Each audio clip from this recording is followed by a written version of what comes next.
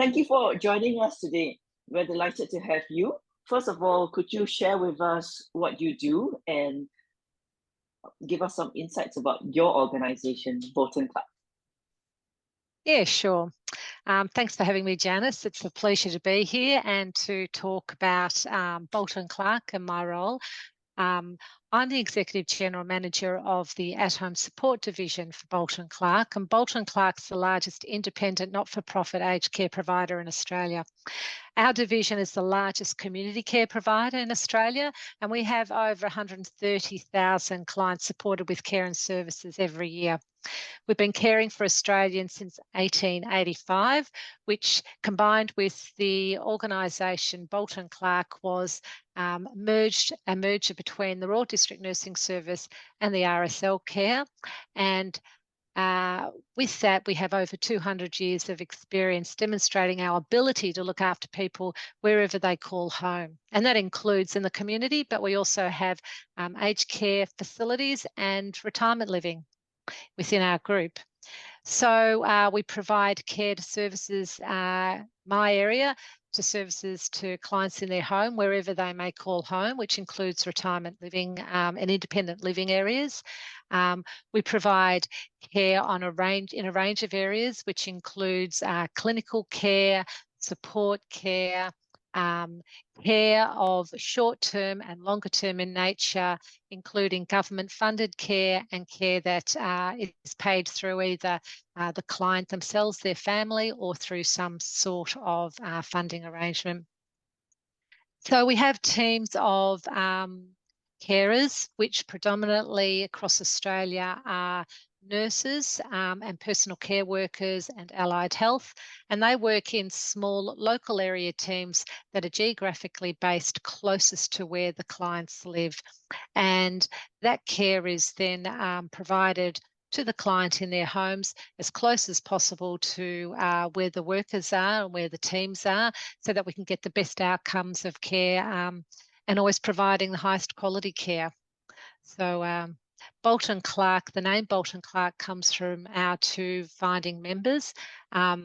William Bolton, Brigadier, was the forerunner, developed the return from Gallipoli. He was a Gallipoli war hero, and he returned to Australia and started the RSL Return Servicemen League homes to support our veterans. And Clarke is Janet Clarke, who is was a philanthropist in Melbourne, a very well-to-do family, but decided that she wanted to give back to the community, and she started the District Nursing Service in 1885 and was a founding member, as well as being on the board for many years. So there are two founding members with great capacity for foresight as what was needed, and we're here 140 years later, still providing the care that they had a vision for. Well, indeed, that vision is ahead of the curve, and it's exactly what the whole world needs right now. Absolutely, yeah. In leading the care team, tell us about your leadership philosophy. Yeah, look, my leadership philosophy is related to transformational leadership in leading teams to better outcomes, but also motivating others with great skills and expertise to do the best they can to actually provide the care for our clients. Being innovative, being passionate, working from a value proposition. We're a value-driven organisation. Our values are be kind, be curious, and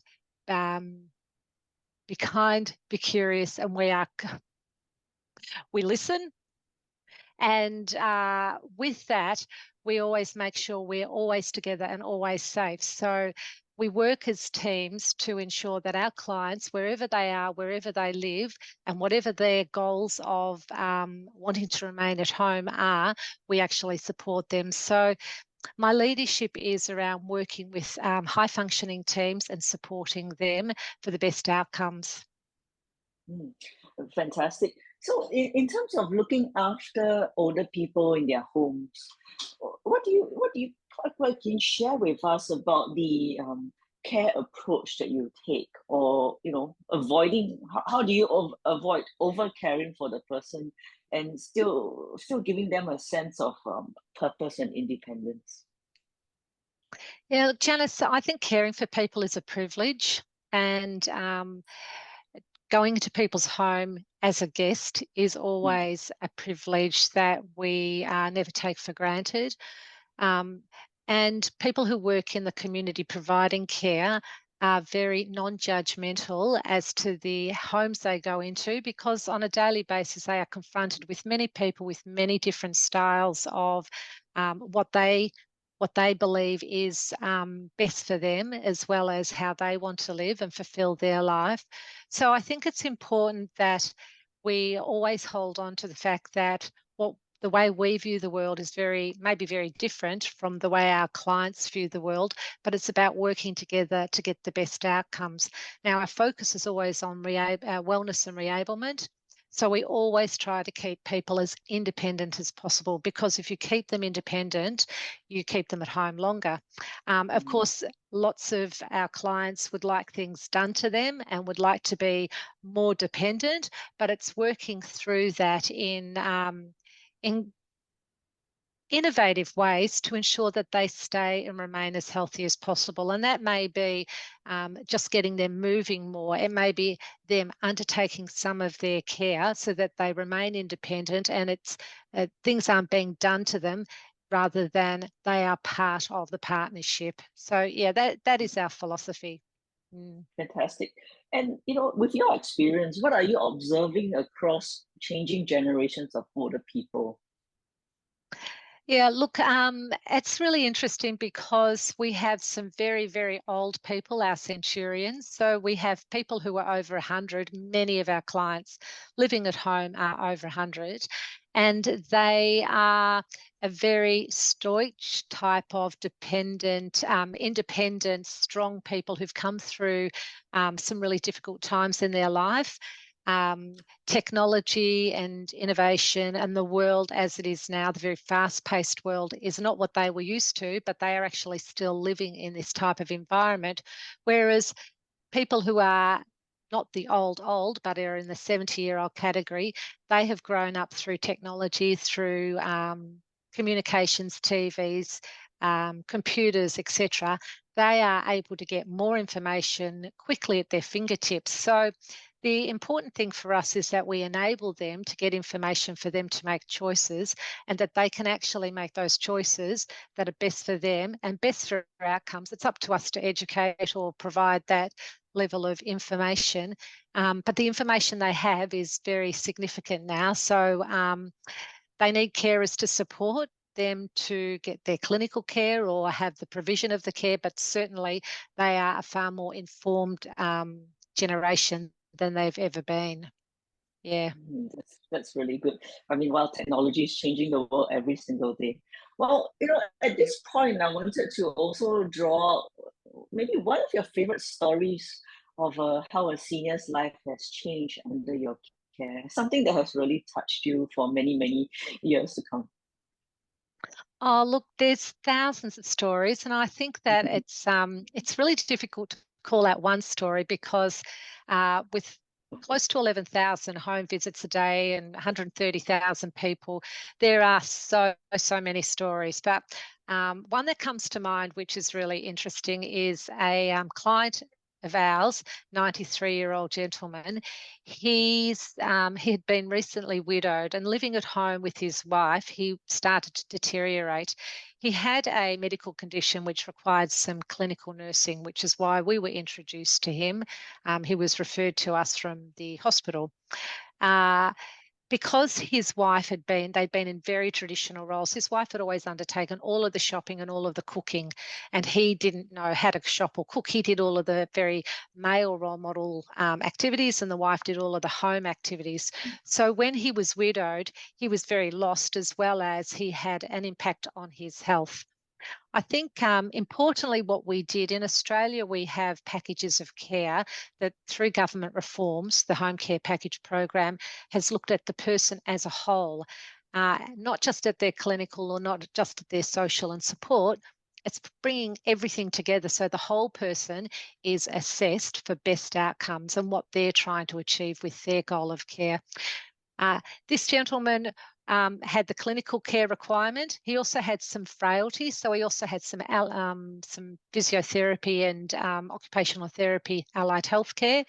But importantly, he didn't know how to cook or shop. So we actually implemented supports to teach him how to cook and how to shop. And he started baking. So we then encouraged him to get out in the community into groups. So he joined a few groups, and he took up some of his previous activities, which was, I think it was drone flying. So he was very interested in getting out in technology and drone flying. And with that, he then started to bake breads, and he was taking his breads to his groups and sharing them.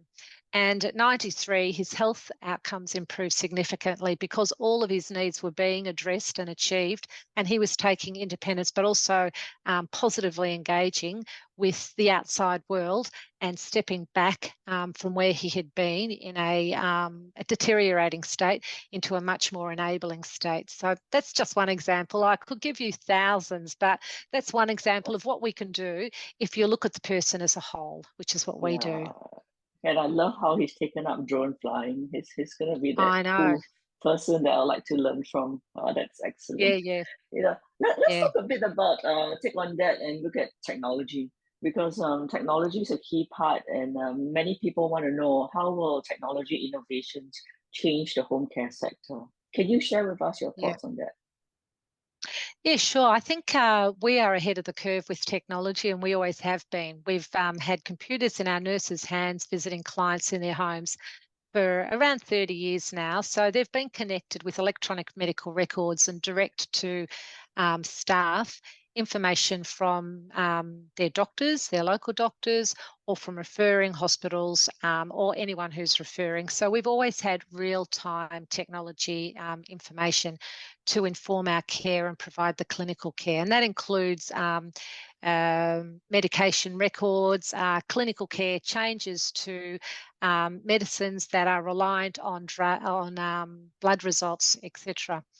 So we've always had the technology of the computers in hand. We also have all of our teams, the 3,000 home care staff I have, or 3,000 plus, have phones as well, and they're all connected as well. So we can look at data and information in real time, but we can also use it from a data collection to review outcomes such as length of stay, or undertake predictions of better outcomes associated with care, service and provision. What we've done as an organisation is commenced it from beginning, and that includes referrals coming through a central point through our National Service Centre. Our National Service Centre is the central point of referral, and they collect all of the information and connect up to all of the government systems and data so that they can move it on to the local teams who are then caring for the clients out in the community. With that, we also have the ability to use telehealth. So we don't need to visit clients every day. We have telehealth and monitors through our through Telstra Health in Australia, and we use devices to try and promote independence. So we can see clients taking tests, blood tests, perhaps for diabetes or oximeters or blood pressure testing, to actually monitor and keep abreast of where they are. And that monitoring can then be uploaded immediately and go to their prescribing doctors. So that's really state of the art. Yeah, that's great. In the home care setting, what are some indicators of quality of life that you have observed in your care services for older people?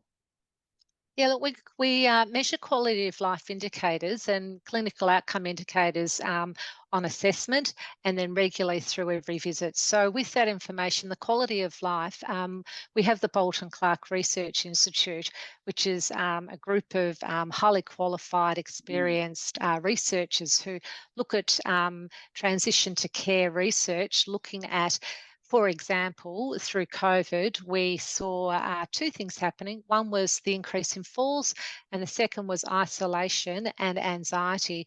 We measured these through a range of ways, and then could put in practice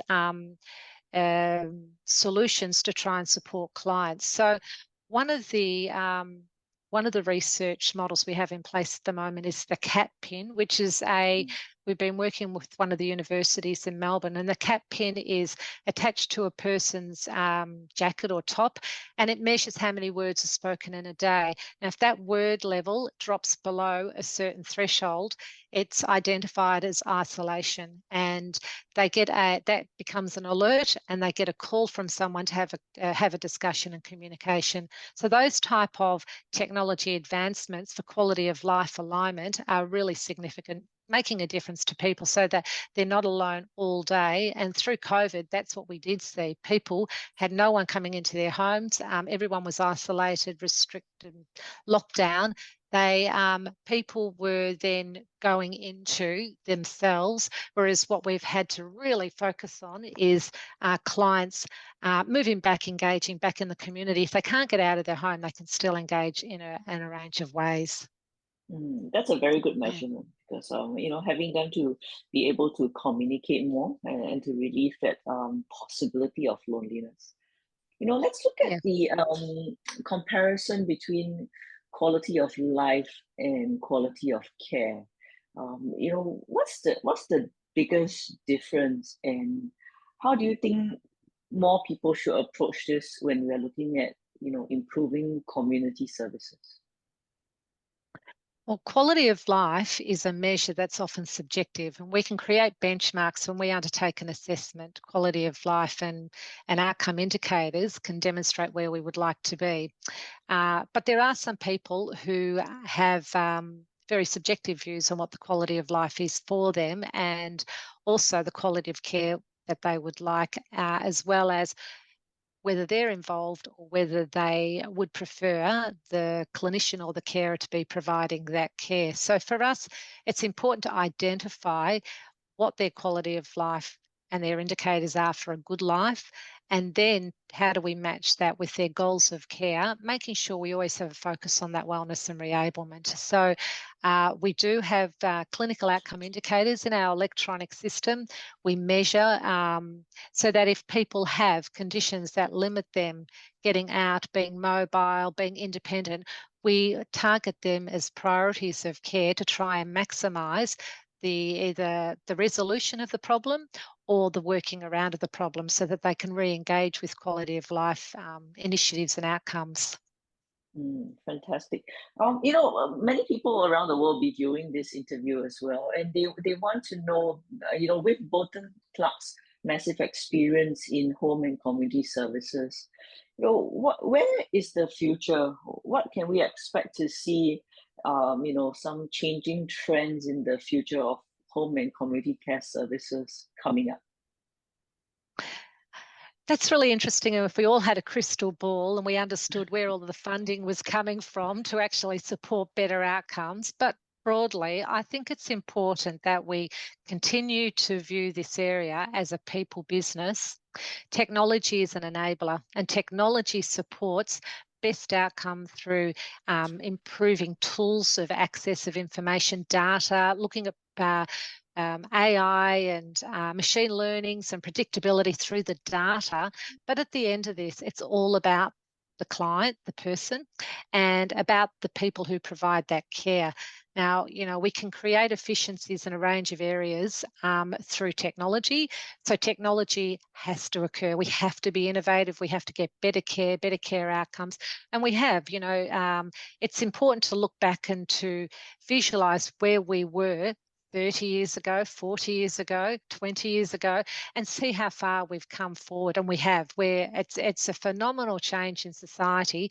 Some of the areas of care and supports that we now have in place that previously we just did not have. And we have to continue that going forth so that we utilise things like falls predictors or falls measures or frailty or mental health measures. Those areas that information is really important, but the person and the professional who's providing the care needs to be able to interpret that data and then interpret it to care and better outcomes. And I think that's probably the important component, is that we actually have that balance going forward, that we have good people who come into this sector, people who are professional, understand governance, understand how we can actually impact positively on people's lives, but also that we are taking people's choices in lifestyle, people's what they are wanting to try and achieve, and support that through for the outcomes that they want to try and achieve in the most efficient and costly, efficient way. Yeah, of course. Well, it's so quick that we've gone through this interview and we've come to our last question, which is really about the workforce and the people behind it.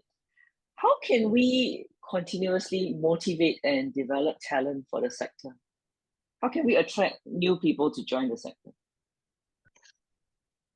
Janice, I think we have to remain passionate and we have to remain inspired by what we do and motivated by what we do, and bring people through because we make a difference. And if we're looking at what people are trying to achieve in their world through particularly coming through COVID, people want to make a difference. They want to have contribute to society. Now, we all have to live, and we all need to earn a wage and pay for our bills and have a lifestyle, but we also want to make a difference. So it's important that we look to the future generations of carers, whether they're clinical carers or support carers, and have a value alignment with people who have characteristics of caring, but also have the ability to critically assess and analyse and look to better outcomes, be efficient. And we need to actually celebrate those people. We need to celebrate the workforce and also recognise them and reward them. And that comes through a range of ways. I think it's very important that we actually provide good wages and salaries and conditions for our teams, but also recognition in other ways that are beneficial for them. And that can be through ongoing education. It can be conditions that the flexibility of how they work, where they work, when they work, all of those conditions around the employee value proposition to get the best people who are aligned with your values as an organisation. And being a not-for-profit, independent, value-driven, we're very clear about the type of people we try to attract into our organisation to support our clients and residents for the best lives they can have going forward. And that's important. So treating our staff well and treating our clients well goes hand in hand. Oh, fantastic. Well, thank you so much for that very heartwarming and passionate interview today. Thank you. Thanks, Janice. All the best. Bye-bye. CarePage Business is the only feedback platform designed for the health and ageing sectors. With CarePage Business, you can uncover powerful customer experience insights, monitor resident or client feedback and complaints in a single, easy-to-use platform, and get the insights you need to drive continuous improvement in services and facilities.